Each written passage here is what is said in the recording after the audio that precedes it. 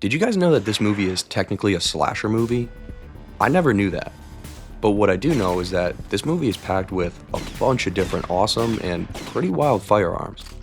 And if there's one person who can fire a SPAS-12 one-handed, while firing a fully automatic AR-18 in the other, it's the Terminator. Am I right? Well, then, fuck it. Let's jump right into the guns used in James Cameron's 1984 sci-fi hit, The Terminator.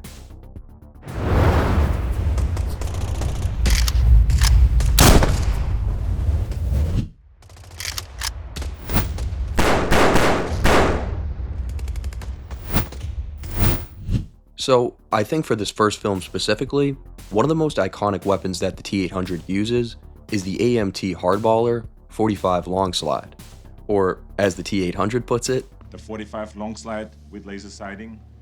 It's actually pretty hilarious too, because James Cameron actually had this handgun specifically in the film, so it wouldn't look like a pocket pistol when held in the hand of someone as big as Arnold. I guess it could also be the fact that the gun store seemed to be out of the phased plasma rifles in the 40-watt range. Hey, just what you see, pal. Released in 1977 by Arcadia Machine & Tool, this wasn't just any 1911, it was one of the world's first all-stainless steel 1911s, a massive technical gamble for the time.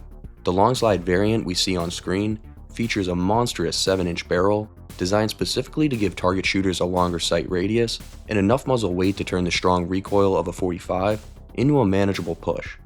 However, behind the scenes, the Hardballer was a bit of a bitch. Early stainless steel technology was prone to galling, where the slide and frame would essentially fuse together if they weren't drenched in a specialized lubricant. It was also notoriously picky, earning its Hardballer name because it really only liked 230 grain FMJ hardball ammo, feed it a hollow point, and it would likely jam. Today, shooters view the AMT Longslide as a project gun. Collectors love them for the aesthetic and historical significance, but most owners admit they require tuning to be reliable. But it remains a polarizing piece of Americana. Ambitious, slightly flawed, undeniably cool. Honestly though, I think the best part about this gun in the film is not even the pistol itself, but the massive red dot sight that sits on top of it. Now, while the Terminator didn't actually invent laser sights, it definitely helped push them into the spotlight in pop culture. The laser you see in the film wasn't Hollywood magic either. It was a real prototype built by Laser Products Corporation, later known as Surefire, a company now widely known for its weapon-mounted flashlights and laser aiming devices. It was a helium neon gas laser mounted to the AMT Hardballer, powered by a massive 10,000 volt system with cables running through Arnold's sleeve to a battery pack in his jacket. And while red dot and laser aiming tech did exist at the time, it was still in its early stages and far from widely used. Laser aiming devices had already been experimented with in law enforcement before this, but the Terminator is what really cemented that iconic red dot look on screen.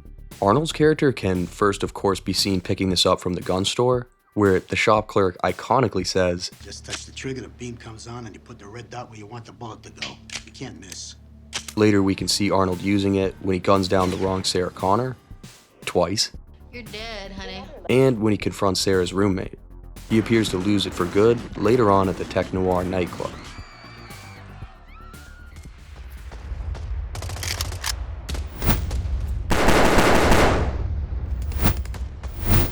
Okay, so now we definitely gotta cover the next two best weapons in this film, starting with the awesome Armalite AR-18, which is one of the guns the T-800 purchased. Stole from the gun store earlier in the film. His most notable scene with it is definitely when he akimbos it with his SPAS-12 one-handed while searching for Sarah in the police station. The Armalite AR-18 is a masterpiece of engineering born from necessity. Emerging in the 1960s, after Armalite sold the AR-15 rights to Colt and found themselves legally barred from using Eugene Stoner's direct impingement system.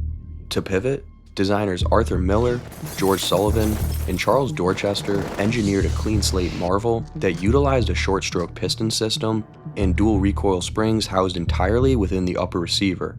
A genius move that allowed for a folding stock, something that the AR-15's buffer tube could never accommodate.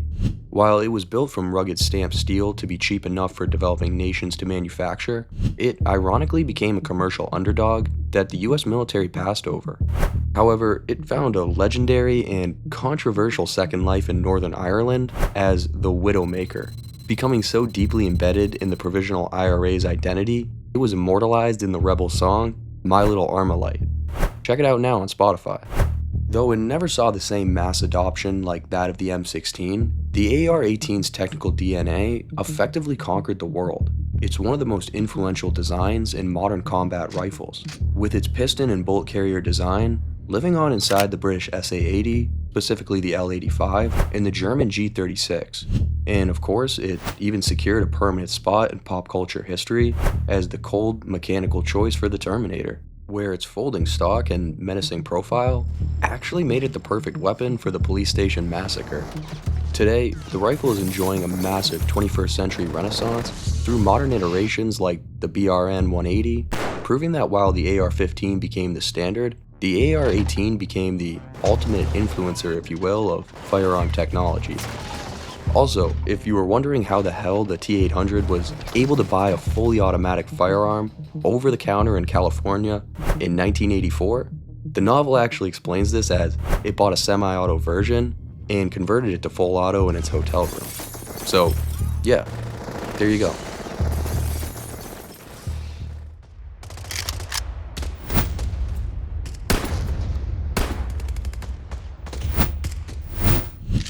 Now we have to cover the other gun that Arnold uses during the police station massacre, which is probably one of the most iconic and recognizable shotguns ever made, the Franchi SPAS-12. The Franchi SPAS-12 is a legendary piece of Italian over-engineering that has earned its reputation as the heavy metal rock star of the firearms world. Developed in the late 1970s by Luigi Franchi SPA, it was designed to solve a tactical dilemma by offering one of the first dual-mode systems, You can go pump or auto. allowing users to toggle between gas-operated, semi-auto for high-intensity fire, and pump action for low-pressure rounds like beanbags or tear gas. While it was originally the special-purpose automatic shotgun, a clever marketing pivot rebranded it as the sporting-purpose model to aid US imports, though its 10-pound frame and aggressive heat shield fooled no one. Its most iconic feature is the triangular hook on the folding stock, a piece of hardware designed to wrap around a shooter's forearm for one-handed firing while holding a ballistic shield. Despite its fame in films like Jurassic Park, The Terminator, and RoboCop, the SPAS-12 was a mechanical nightmare that was notoriously heavy, overly complex to clean, and plagued by an early lever safety design so flawed it could sometimes accidentally discharge the weapon when switched off. Production eventually ceased around 2000 as import restrictions, declining demand, and the shotgun's complexity made it difficult to compete with newer, more streamlined designs. Again, we can see the T-800 picking this gun up earlier in the film when he uses it to take out the shop clerk after loading in a live shell. Yeah, maybe next time don't leave live ammunition sitting right out on the counter. And he's most notably seen using it when he attacks the police station looking for Sarah, taking out multiple cops with it.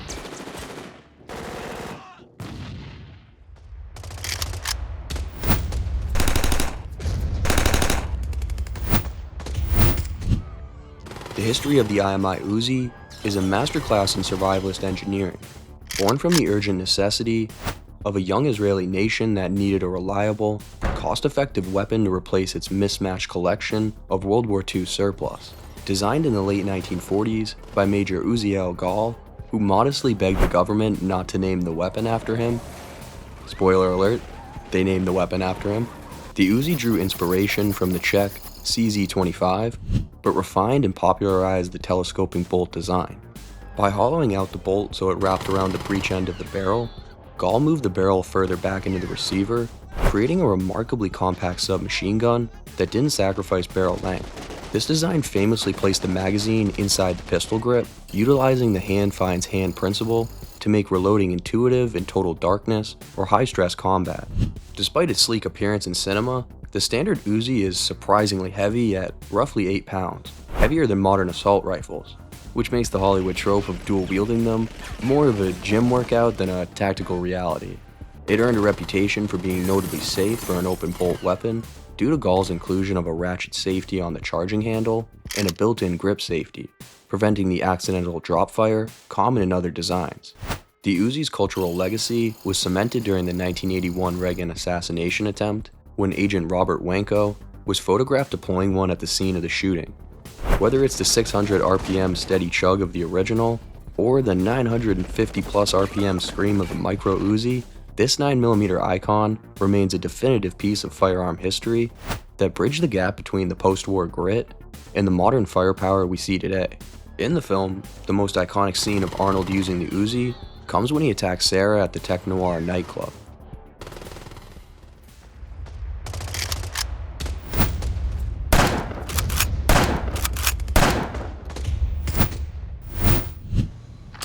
The Ithaca Model 37 is a powerhouse of firearms history born from years of delays. Originally based on a design by John Moses Browning, no surprise there, and later refined by John Peterson, the gun didn't officially hit the market until 1937, after a long stretch of patent issues and production setbacks. Once it hit the market, it became very popular quite quickly, with its ingenious bottom loading and bottom ejection system, which not only made it perfectly ambidextrous for lefties, but also created a sealed receiver that was highly resistant to mud and jungle debris. This reliability made it a legend during the Vietnam War, where Navy SEALs and Green Berets favored the military and police versions for their slamfire capability, giving it the terrifying ability to rapidly empty an entire magazine tube just by holding the trigger and pumping the forend. This hardcore reputation followed it into civilian law enforcement, where it became one of the go-to LEPD cruiser guns, recognizable by its long magazine tube and rugged steel frame. Not only is the extended magazine tube variation featured in the film, but the normal riot configuration appears to be used as well, mainly by police officers, as well as by the T-800 towards the end of the film once he acquires his own.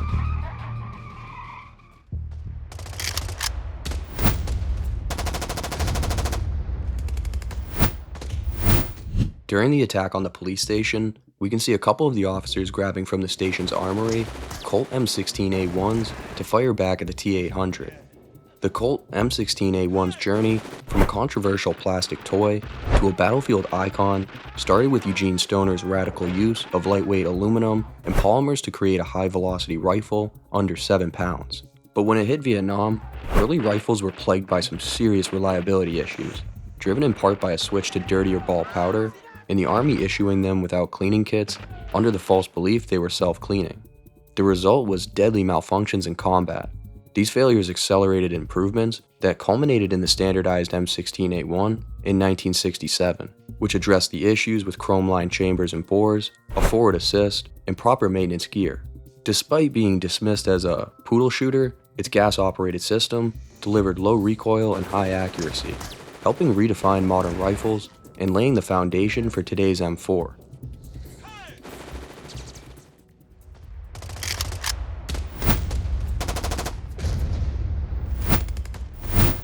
The Valmet M82 stands as one of the most fascinating failed experiments of the Cold War, a Finnish attempt to modernize their AK-based rifle platform by reconfiguring it into a compact bullpup design.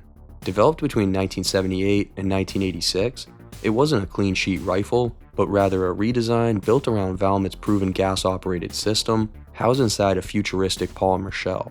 That decision created some seriously odd quirks, most notably its offset iron sights, pushed to the left side of the rifle due to the bulky housing. The result? It was highly impractical for left-handed shooters. On top of that, its long trigger linkage produced a heavy pull, and the unconventional construction raised concerns about durability in extreme conditions. While it was trialed, the rifle was never adopted by the Finnish military, likely due to a mix of ergonomics, complexity, and limited advantages over existing designs. But ironically, its strange, space-age look earned it a second life in the Terminator, where it appeared as one of the Resistance weapons in the film's war-torn future, as we could see a future Reese armed with one when fighting the machines.